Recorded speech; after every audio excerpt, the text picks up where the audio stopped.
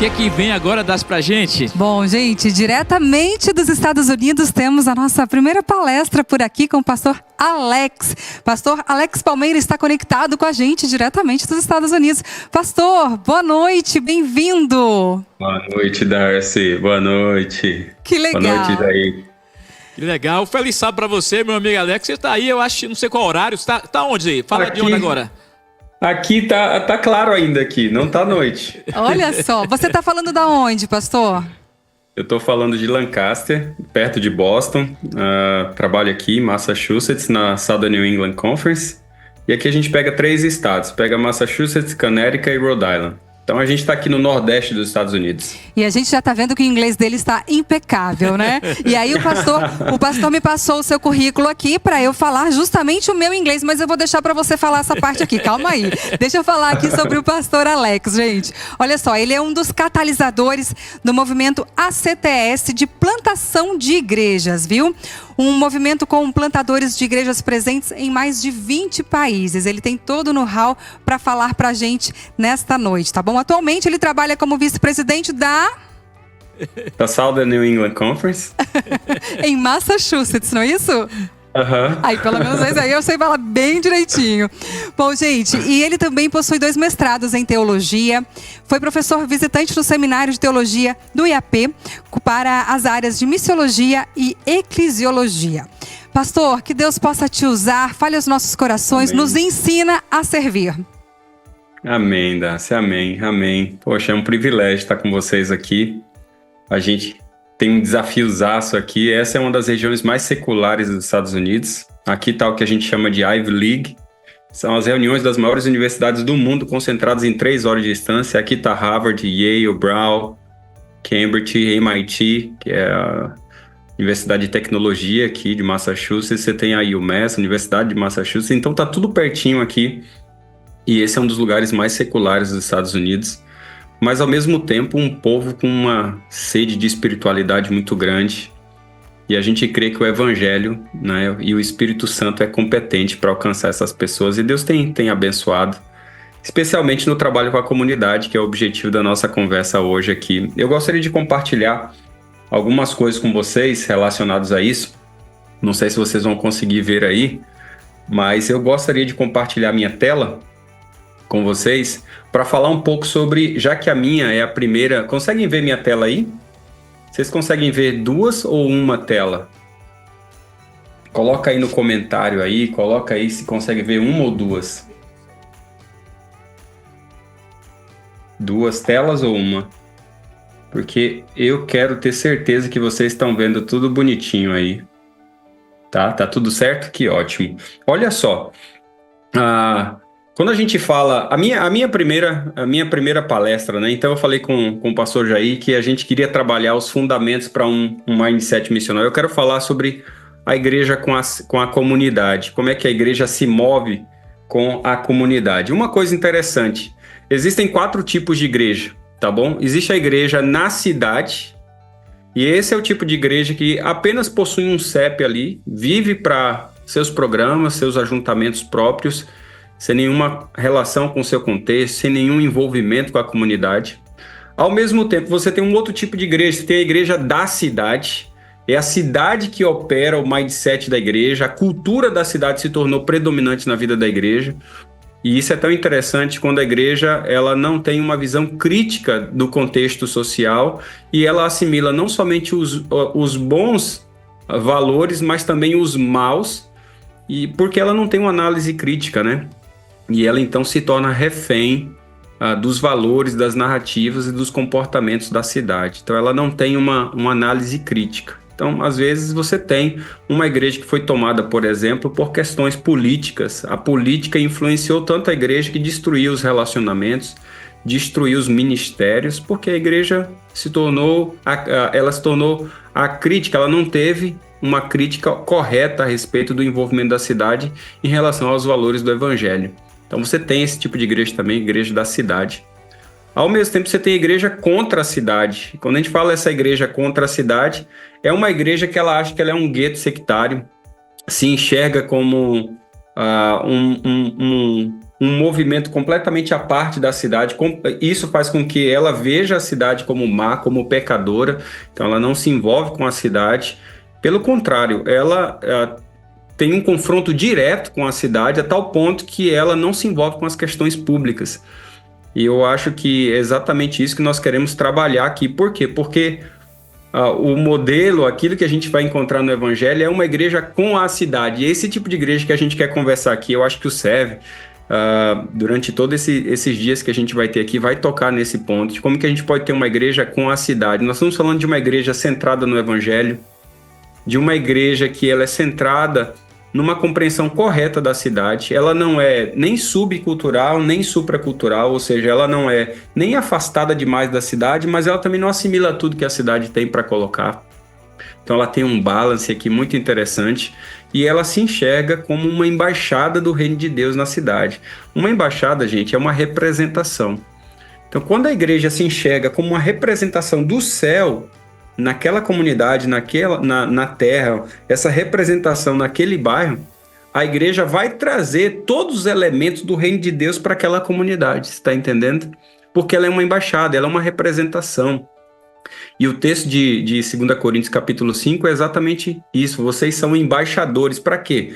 Para reconciliar, é tanto que os versos anteriores vai dizer o seguinte, eu dou para vocês o ministério da reconciliação e a palavra da reconciliação. Quando você tem palavra, né, o evangelismo nas diversas dimensões que você tem, e você tem ministério junto, que são duas coisas que não se dissociam, eu imagino que ao longo dos serviços aqui vocês já falaram bastante disso, você então tem o elemento-chave para você desenvolver o que significa embaixada. Eu gosto muito de uma frase de um autor chamado David Bosch. O pastor Erlon conhece muito esse autor aí, usou muito na dissertação de doutorado dele, né? Na tese de doutorado sobre plantio, já vi lá.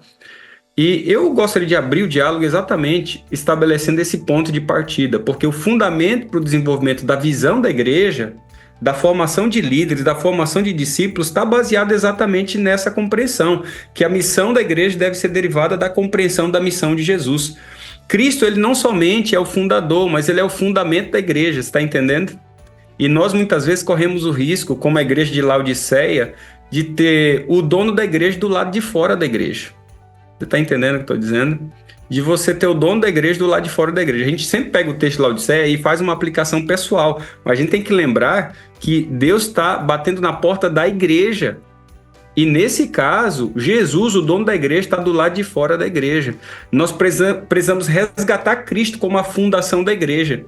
E é muito importante a gente observar essa compreensão da missão de Jesus para entender a missão da nossa igreja. E é sobre isso que eu gostaria de trabalhar com vocês, dando ponto de partida para tudo de bom que eu já vi que nós vamos ter juntos aí.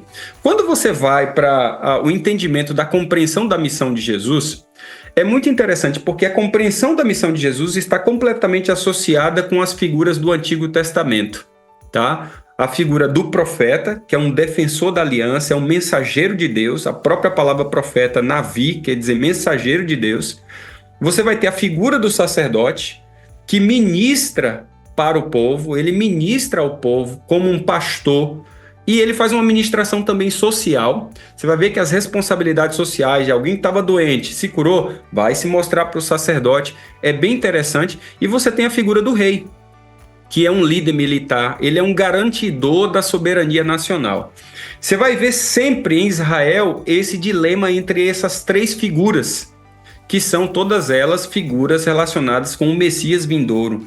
E se eles exercessem muito bem esse foco tríplice nessas três figuras, a nação viveria bem. Então, se você tinha um rei bom, um sacerdote bom e um profeta bom, a nação prosperava. Quando você pega um exemplo de Davi, de Abiatar e de Natã, as coisas andam, fluem e Israel prospera demais. Quando você tem Joás, Joiada e Zacarias, as coisas acontecem. Mas se você pega, por exemplo, um rei mau, sacerdotes maus com um profeta bom, você vai ter um profeta perseguido, caso de Jorão, Jeú, Jeocás, e aí você tem basicamente perseguição de Eliseu. Você está entendendo? Por quê? Reis maus, sacerdotes maus, profeta bom. Quando você pega, por exemplo, rei mau, sacerdotes maus e falso profeta, era a apostasia completa do povo. Era o caso de Acabe, né? E buscando a inexistência de Elias, perseguindo Elias o tempo inteiro, né? E com falsos profetas ali, cercados de falsos profetas. A nação foi derrocada total. No Evangelho, é interessante, porque o ministério de Cristo, ele possui pelo menos essas 3 dimensões, ou essas 3 funções marcantes. E essas funções, elas estão associadas com os agentes de libertação de Israel no Antigo Testamento. E no Antigo Testamento, Deus guiava o seu povo por essas 3 figuras. Os profetas, que eram os responsáveis para manter a nação fiel à aliança, uma nação de profetas. Os sacerdotes, que eram um reino de sacerdotes, uma comunidade de contraste em meio às nações pagãs, que era um reino de mediadores. Você vai pegando esses links, né? Um reino de mediadores, uma igreja de mediadores, uma igreja de profetas, são mediadores da aliança, da fidelidade, e ao mesmo tempo uma nação régia, um povo que era luz e atração para as nações vizinhas, um povo régio, um modelo para as nações. E no Novo Testamento, essas 3 figuras, elas são incorporadas na pessoa de Cristo, né? Quando você vai ver lá, e entrando ele em Jerusalém, isso você vai encontrar em Mateus 21:10, entrando ele em Jerusalém, toda a cidade se alvoroçou e perguntava: quem é este? Quem é este? É interessante, porque lá em Mateus 16 também, Jesus pergunta: quem que vocês acham que eu sou? E essa pergunta tem a ver com a respeito da identidade de Cristo. Já vou falar sobre isso. Ao mesmo tempo, você vai ver em Marcos 11:28, pergunta com que autoridade é que você faz essas coisas? Com que autoridade? Né? Quem te deu autoridade para você fazer isso? E depois Pilatos pergunta, né? Você é rei? Você é rei de onde? É muito interessante, porque o foco tríplice de toda a Bíblia, dessas 3 funções, vai permear a vida da igreja. Porque eu quero introduzir aqui tudo que a gente vai ter no serve, redefinindo o papel da igreja a respeito da compreensão da missão de Jesus, né? A pergunta é: quem é você? Você é profeta? Quem vocês acham que eu sou? É Elias? É João Batista? E quando Pedro diz: não, tu és o Cristo, o Filho do Deus vivo, há uma compreensão muito clara a respeito de identidade. Lembre-se que todo o movimento da igreja tem que ser um movimento a respeito de saber claramente quem ela é. Ela é um corpo enviado, ela é uma embaixada, né? E depois pergunta: qual que é a sua autoridade? É a autoridade dos sacerdotes, dos escribas? Mais tarde Paulo vai dizer: não, a autoridade dele não é do sacerdócio de vocês, é do sacerdócio de Melquisedeque, que é antes de Abraão, ou seja, antes dos judeus.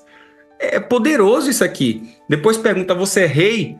Não, eu não sou rei deste mundo, eu sou rei do cosmo. Eu não sou só rei daqui, eu sou rei do cosmo, eu sou rei de tudo.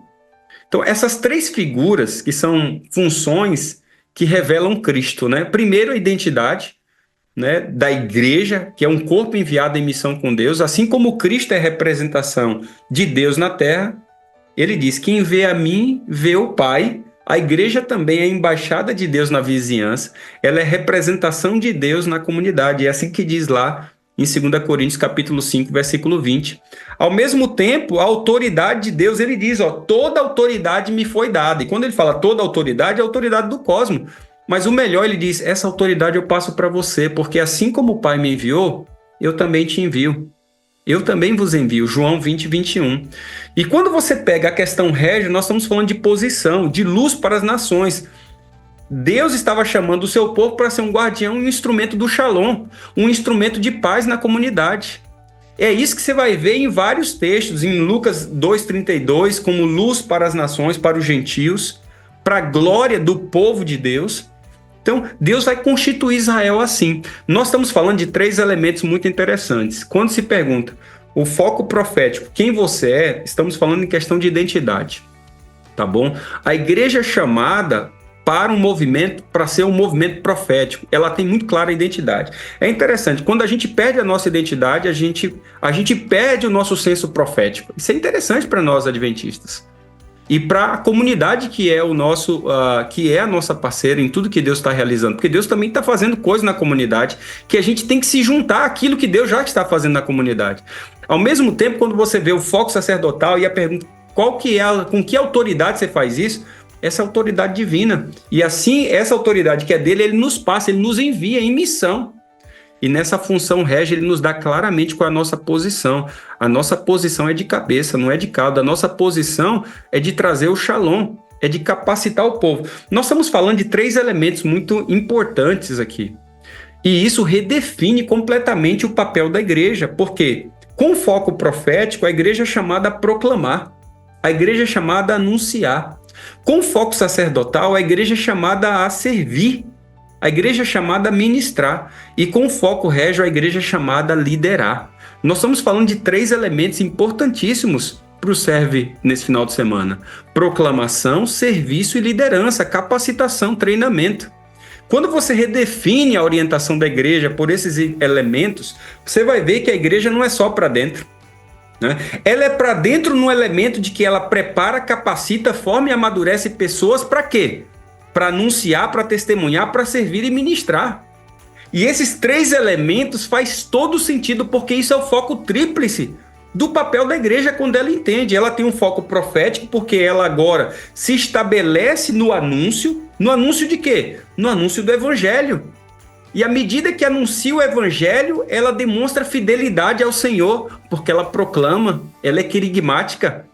Ao mesmo tempo, ela ministra, né? Ela ministra o quê? E o quê? Ela ministra a cidade, ela vai em direção ao seu próximo. Ela não é alfandegária, ela não é uma igreja alfandegária, ela é uma igreja samaritana.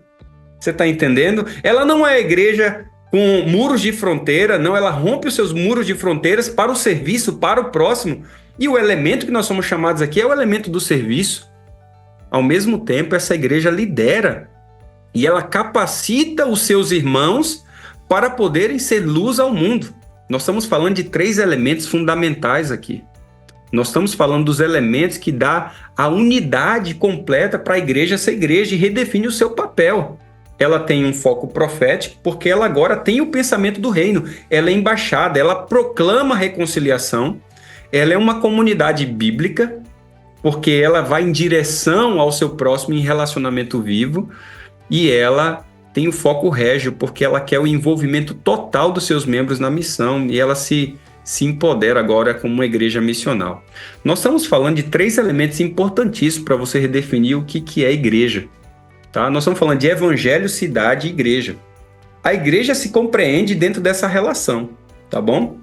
E essa relação é importantíssima para você entender como que a gente opera as nossas igrejas. É possível que algumas nossas igrejas não entenderam esse movimento e por isso não se veem como uma embaixada do reino, como uma comunidade bíblica e não opera com total envolvimento dos membros. É muito interessante isso porque, principalmente nesse contexto que eu estou, um contexto muito secular, onde a lógica, por exemplo, do iluminismo e tudo que você vai ter da modernidade, pós-modernidade é tão real. Quando você pega, por exemplo, o lema do iluminismo, lá 1798 e assim por diante, era interessante, porque eles diziam o seguinte: só teremos liberdade quando o último rei for enforcado nas tripas do último padre. Tá? Foi assim que eles disseram. É interessante isso por quê? Porque quando você... A falsa liberdade, né? Que é o falso não engajamento, né? Quando a gente acabar com o último rei, com o elemento régio, quando a gente acabar com o elemento sacerdotal, só vai restar os profetas da revolução. E foi exatamente isso que aconteceu, né? Foi exatamente isso que aconteceu. Só que o elemento que a igreja é chamada é para um elemento muito mais radical. Quando eu falo radical, não em termos da Revolução Francesa ou assim por diante, mas eu falo porque isso é completamente disruptivo para uma sociedade completamente hedonista, para uma sociedade completamente narcisista, para uma sociedade completamente egocêntrica, que agora é chamada para o serviço, para capacitar e para proclamar. Esse chamado da igreja nos leva para alguns elementos importantes, porque como foco profético a igreja proclama, ela se entende como uma igreja em missão, ela é uma igreja missional. Mas não basta simplesmente ser missional, sair e ir. Você precisa ser encarnacional, você precisa estar na vida das pessoas. Porque mais importante do que as pessoas saberem o nome da placa da nossa igreja, é a nossa igreja saber os nomes das pessoas na comunidade. Faz sentido para você isso? Isso quer dizer de que a nossa igreja ela é um corpo enviado numa relação profunda com as pessoas. E a gente faz isso capacitando os membros para ministrarem da melhor maneira possível.